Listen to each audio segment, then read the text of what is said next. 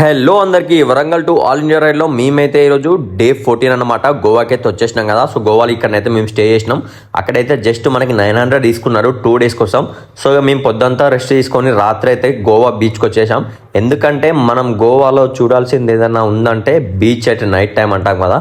So చూసుకోవచ్చు light of houses లెక్క, అంటే ఒక దీపావళి పండుగ లెక్క అసలు ఎంత మెరిసిపోతుందంటే అసలు మామూలుగా లేదు లైటింగ్. నేనైతే పరేషాన్ అయినా.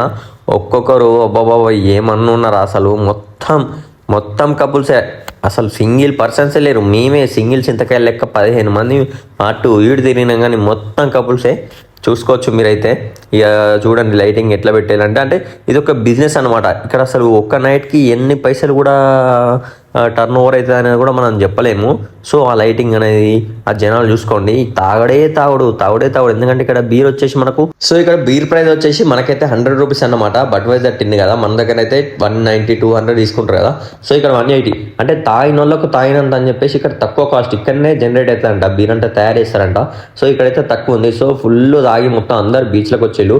నేనైతే ఇగో బీచ్లో నడుచుకుంటూ పోతున్నా, చూస్తారు కదా.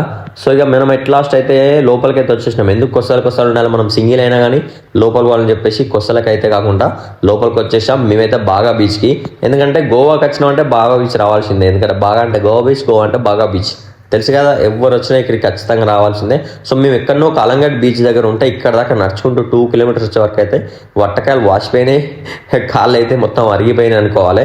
సో ఇలా ముందుకెళ్దాం. ఇక నాకైతే కొసలలో ఏం లేదు, మొత్తం మధ్యలో కలరింగ్ ఉందని చెప్పేసి వచ్చేసిన. మీరు అక్కడ చూడండి, ఒక ఆమె నిల్చున్నాయి కదా, అసలు చూడాలన్నా కానీ నాకే భయం అవుతుంది. అట్లున్నారు ఒక్కొక్కరు ఇక్కడ. కాకపోతే ఏం చేస్తాం, తప్పదిగా.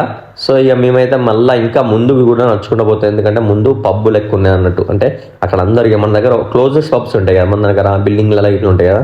కానీ ఇక్కడ మాత్రం గోవాలో మొత్తం ఓపెన్ పబ్స్ అనమాట. అంటే ఇట్లా గుడిసెలు లెక్కేసి లోపల మంచి బాక్సులు పెట్టి ఇక తాగిన వాళ్ళు తిరిగిన వాళ్ళు ఎగురుడు అంటారు. అట్లుంది అసలు, ఒక జాతర లెక్క ఉంది.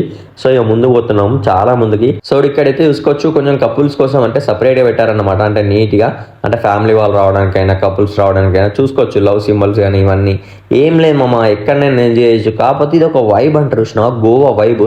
సో అది మాత్రం చూడడానికి మనం ఇక్కడ దాకా రావాలి ఎంజాయ్ చేయడానికి. దోస్తులు మీరు కూడా ప్లాన్ చేసుకున్న వాళ్ళంతా క్యాన్సిల్ అవుతారు కదా, వచ్చిపోండి ఒక్కసారి నచ్చిపోవాలి లైఫ్కి. ఎందుకంటే ఇలాంటిది నైట్ టైం మీరు ఎక్కడ చూసి ఉండరు, మన తెలుగు స్టేట్లలో కానీ ఎక్కడ చూడలేం. మన దగ్గర పబ్బులు ఉన్నాయి వాస్తవమే, కానీ ఇలాంటి సముద్రం దగ్గర ఎంజాయ్ అయితే మనం ఎప్పుడు చేయలేం. సో మీరేమైనా ప్లాన్ చేసుకుంటే మాత్రం గోవాలో ఏముందిరా అని అనుకోకుండా మీరైతే ఖచ్చితంగా రండి. ఎందుకంటే ఇక్కడికి వస్తే మీరు అసలు ఆ రోజును మర్చిపోలేరు. అట్లుంటుంది అన్నమాట. ఇక చూడండి సముద్రం, అటు సైడ్ ఏమో లైటింగ్, ఇటు సైడ్ ఏమో సముద్రం. నాకైతే సముద్రంలో అలాకొచ్చే ఒక దగ్గర కూర్చున్నాను నేను, ఎందుకంటే మన కష్టాలు బాధలు మర్చిపోవాలంటే కూర్చోబట్టి.